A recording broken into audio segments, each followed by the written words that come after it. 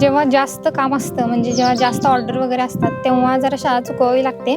जेव्हा आणि जर शाळा खूपच इम्पॉर्टंट असेल तर मग सकाळी शाळेला जाऊन यायचं आणि मग संध्याकाळी रात्री किती पण उशीर होते मग तेव्हा काम करायचं. मी बोलत होतो म्हणजे पप्पांसोबत मी बोलतोय तसं की नाही हे खूप कष्टाचं काम आहे, ह्याच्यापेक्षा आपण दुसरं काहीतरी करूया. तर मग पप्पा म्हणतात नाही ह्याच्यात एकदा इन्व्हेस्टमेंट केली की आपण मिळवू शकतोय. आणि आता तुम्ही मुली आहात आणि बघा तुमची ह्या कामामुळे आता किती ओळख निर्माण झाली आणि ज्या कामामुळे आपली ओळख निर्माण होते त्याला कधी असं विसरायचं तर नसतंच. सुरुवातीला जर म्हणायचं झालं तर आम्हाला कधी अपेक्षित नव्हतं की आम्ही कार गाडी घेईन आणि कार गाडी सुद्धा आम्ही घेतली आता.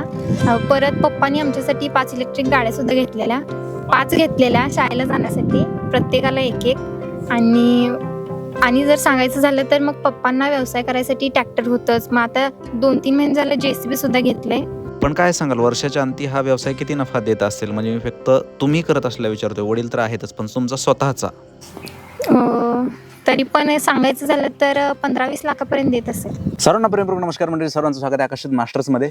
मंडळी, लास्ट टाइम एक व्हिडिओ खूप सुंदर केला होता मी, बट काही कारणास्तव तो टाकायला जमला नाही. मात्र तो आज रिशूट करून टाकतो आहे.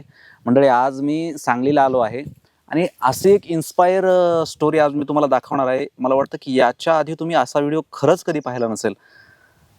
4 मुली आहेत आणि एक भाऊ आहे आणि हे सगळे मिळून व्यवसाय काय करतात माहिती आहे का? शिक्षणासोबत मंडपाचा व्यवसाय करतात, जो की सर्वात हार्ड व्यवसाय आहे.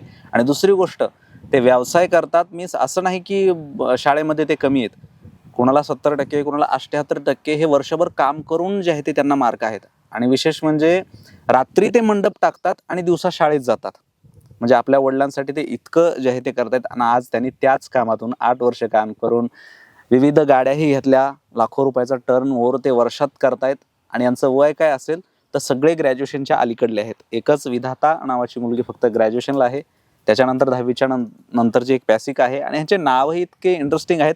हे सगळं तुम्हाला व्हिडिओमध्ये बघायला भेटणारच आहे. असो मंडळी, चला व्हिडिओ जे आहे ते आपण सुरू करूया आणि पाहूया या व्हिडिओमध्ये आपल्याला काय नवीन नवीन जे पाहता येतं. आणि माझी गॅरंटी आहे बरं का, आज या व्हिडिओमधून तुम्हाला खूप काही जे आहे ते नवीन शिकायला मिळणार आहे. चला सुरू करूया. ओके, सर्वप्रथम आता तुमची नावं आम्हाला सांगा, तुमचा परिचय द्या. निसर्गा धनाजी जाधव. अमेरिका धनाजी जाधव.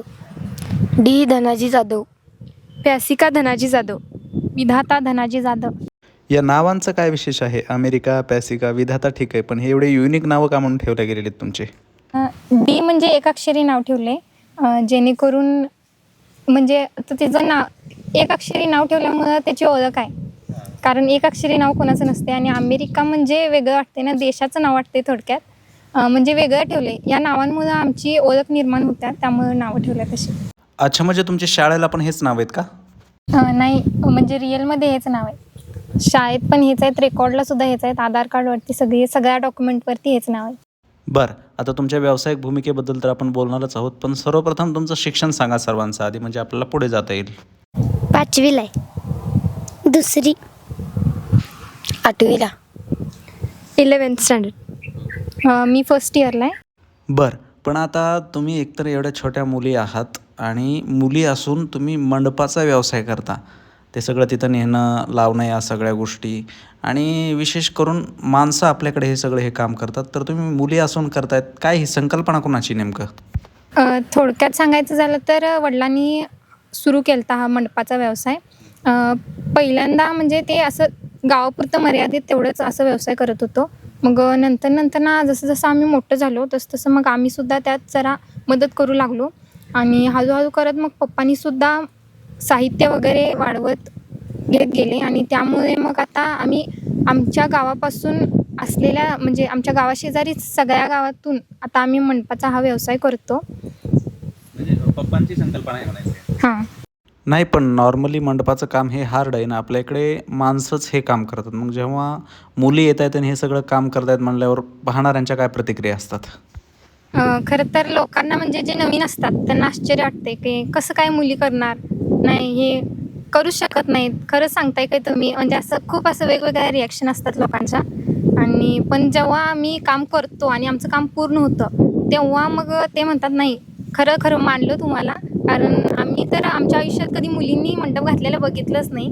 मग त्यांचे रिॲक्शन असं बघून असं वाटते की हां, खरोखरच आपण काहीतरी वेगळं करतो इतरांपेक्षा. हा पण तुमचं वय शिकायचं आहे. मग या कामाचा तुमच्या शिक्षणावरती, अभ्यासावरती काही परिणाम होत नाही का बरं? जेव्हा जास्त काम असतं म्हणजे जेव्हा जास्त ऑर्डर वगैरे असतात तेव्हा जरा शाळा चुकवावी लागते.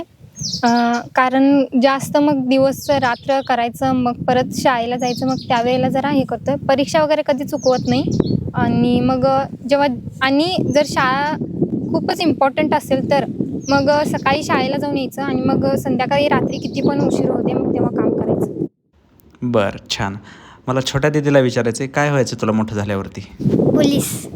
अरे वा! मग आता मंडप टाकताना तू काय काय काम करू लागतेस बरं? कापड बांध लागते, चिंध्या. बरं, अमेरिकात तुला काय व्हायचं आहे बरं? आर्मीत. बरं, आता मी विधाता दिवसभर पाहिलं की तुम्ही दिवसभर शाळा केली आणि रात्री 12 वाजेपर्यंत जवळजवळ तुमचं ते मंडपाचं काम चाललं होतं. मग कधी वडिलाला म्हणावं वाटत ना की कशाला बाबा, लय हार्ड वर्किंग काम आहे, आम्ही मुली आहेत वगैरे, असं असं वडिलांशी भांडण वगैरे होतं कधी? मी बोलत होतो म्हणजे पप्पांसोबत मी बोलतोय तसं की नाही हे खूप कष्टाचं काम आहे, ह्याच्यापेक्षा आपण दुसरं काहीतरी करूया. तर मग पप्पा म्हणतात नाही ह्याच्यात एकदा इन्व्हेस्टमेंट केली की आपण मिळवू शकतोय. आणि आता तुम्ही मुली आहात आणि बघा तुमची ह्या कामामुळं आता किती ओळख निर्माण झाली आणि ज्या कामामुळं आपली ओळख निर्माण होते त्याला कधी असं विसरायचं तर नसतंच. आणि म्हणजे आता पहिला वाटायचं की लई मेहनत आहे ह्या कामामध्ये, खूप असं म्हणजे कष्ट वगैरे घ्यायला लागते.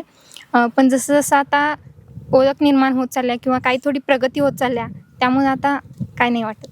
बरं, पण मी असं ऐकलं की वडिलांच्या गैरहजेरीमध्ये तुम्ही स्वतः मुली मिळून हे काम करता, ते नसले तरी मग कोणी व्यक्ती मदतीला घेता की तुम्हीच करता हे सगळं? नाही कोणी व्यक्ती घेत नाही. म्हणजे पहिल्यापासून असं पप्पांच्या हाताखाली करत गेलो आहे आणि आता म्हणजे आता आम्ही छोटा हत्ती घेतला आहे आणि तो जेव्हापासून मी शिकली आहे तेव्हापासून मग मी जाते आणि आता काही वाटत नाही इतकं, कारण पहिल्यापासून करत आहे ना, प्रत्येक गोष्टीचा अनुभव आला आहे आणि सवयसुद्धा चांगलीच झाल्या, त्यामुळे आता प्रत्येक गोष्ट करते. बरं, आता काय प्रोसेस असते तुमची सगळी? वडील गावी गेलेले आहेत आणि आजची तुमची तारीख आहे म्हटल्यावर ते सकाळपासून कशी प्रोसेस सुरू होते सगळी? पहिला तर शाळेला जाऊन यायचं, मग शाळा कॉलेज सगळं करून आल्यानंतर ना काय असेल ते सामान, काय कोणता कार्यक्रम आहे वगैरे ते बघायचं. मग सामान वगैरे गाडीत सगळं भरायचं, मग तिथं जाऊन सगळं ते लावून वगैरे यायचं आणि सगळं मॅनेजमेंट करायचं. परत दुसऱ्या दिवशी तिथं सगळं मॅनेजमेंट आणि करून यायचं, असं असते काम. पण पप्पा नसले की थोडंसं वेगळं वाटतं की नाही असायला पाहिजे होते, म्हणजे अजून थोडं लवकर झालं असतं काम. नाहीतरी मग थोडीशी म्हणजे त्यांच्या डोक्यालिटीनं थोडंसं आणि काय वेगळं असं वगैरे असतं चालू आमचं. पण काय पप्पांचा स्वभाव रागीट आहे की कसा आहे फार? नाही पप्पांचा स्वभाव खूप चांगला आहे. म्हणजे प्रत्येक गोष्टीला त्यांनी समजून घेतात. असं कोणतीच गोष्ट म्हणजे असं रागवून कावून असं कधी सांगत नाही. का नाही झालं हे समजावून कसं सांगायचं हे पप्पाच आमचं सांगू शकतात. म्हणजे असं खूप असं प्रेमाने, काही असं रागीट वगैरे काहीच स्वभाव नाही. ताई, तुला विचारायचं आहे मला, आता शाळा पण आहे, येणाऱ्या काळात 12वी येणार आहे, मग आता मंडपाचं काम 12वी हे कसं मॅनेज होणार सगळं? शाळेला जाऊन जेवढा अभ्यास होतो तेवढ्यातनं हे करायचं आणि कामातनं टाईम मिळतो तेवढ्यात अभ्यास करायचा. बरं विधाता, मी परत तुझ्याकडे येतोय. काय सांगशील की तुझ्या वरती ह्या सर्वांची जबाबदारी असते, मग या सर्वांपैकी कोण काम करतं किंवा कोण चुकारपणा करतं, काय सांगशील? तसं बघायला गेलं तर सगळेच करतात, कारण शाळेतून थकून आलेले असतात. म्हणजे सगळेच चुकारपणा करतात अशातला प्रकार नाही. शाळेतून जेव्हा थकून आलेले असतात तेव्हा मग नको वाटते ना त्यांना सुद्धा काम करायला. पण माझी जबाबदारी असते सगळ्यांकडून काम करून घ्यायची. मग ते माझ्यावर डिपेंड राहते की कोणाला कितपत काम सांगायचं आणि काय सांगायचं. आणि तसं बघायला गेलं तर मग तसं इतका जास्त कोण असं चुकारपणा वगैरे करत नाही. बरं, सर्वात जास्त काम कोण करतं बरं? तसं बघायला गेलं तर सगळेच करतात. बरं, पण आता उद्या फ्युचर आहे तुमचं डोळ्यासमोर आणि नोकरीही तुम्हाला लागणार आहे, पोलीस व्हायचं आहे, मग त्यानंतर हा सगळा व्यवसाय कोण सांभाळणार असं वाटतं? नाही म्हणजे आता माझं ग्रॅज्युएशन पूर्ण वगैरे झालं तर मला स्पर्धा परीक्षा वगैरे द्यायमध्ये म्हणजे इंटरेस्ट आहे थोडासा, मग मी तिकडे होणार आहे. आणि मग तोपर्यंत मग हे मागचे जे आहेत ते करतील पप्पांबरोबर. आणि मग ह्यामध्येच असं फ्युचर आहे असं वगैरे काही बघितलेलं नाही. मग भाऊ आहे तो सुद्धा ह्यामध्ये उतरून करू शकतो. जर शिक्षण नाही झालं तर मग बिझनेसमध्ये उतरू शकतो मी. बरोबर आहे, कारण तुम्हाला त्याचा अनुभव असेल ना. बरं, काय सांगाल की किती वर्ष झालं तुमचा हा व्यवसाय सगळा चालतो, म्हणजे तुम्ही किती वर्ष झालं करताय? 7-8 वर्ष झाले ते. बरं, या 7-8 वर्षाच्या मेहनतीअंती अशा काही वस्तू आयुष्यात तुम्ही घेतल्यात का ज्या या कामामुळं तुम्हाला मिळाल्यात आणि ती घ्यायची इच्छा होती? सुरुवातीला जर म्हणायचं झालं तर आम्हाला कधी अपेक्षित नव्हतं की आम्ही कार गाडी घेईन आणि कार गाडीसुद्धा आम्ही घेतली आहे आता. परत पप्पांनी आमच्यासाठी 5 इलेक्ट्रिक गाड्यासुद्धा घेतलेल्या. 5 घेतलेल्या शाळेला जाण्यासाठी, प्रत्येकाला 1-1.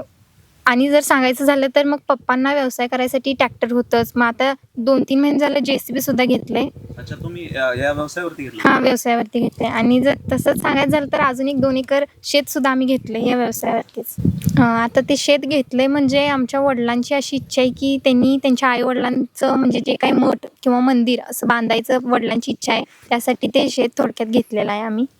पण काय सांगाल, वर्षाच्या अंती हा व्यवसाय किती नफा देत असेल? म्हणजे मी फक्त तुम्ही करत असल्या विचारतोय, वडील तर आहेतच, पण तुमचा स्वतःचा.